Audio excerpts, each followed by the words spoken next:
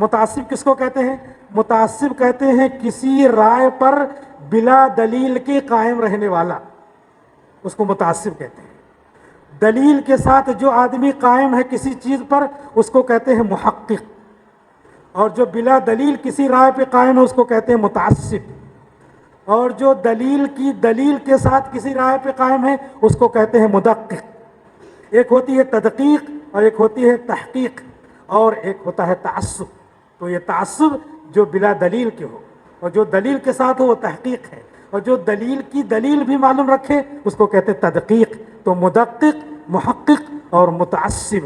तो मुतअस्सिब ना बने कि बिला दलील के किसी चीज़ पर हम कायम हैं, नहीं, दलील आ जाए तभी हम उस पर कायम रहें, और बिला दलील के हम जो है किसी ऐसी चीज़ पर हम न जमें कि हमारे लिए वो तअस्सुब की बात हो जाए।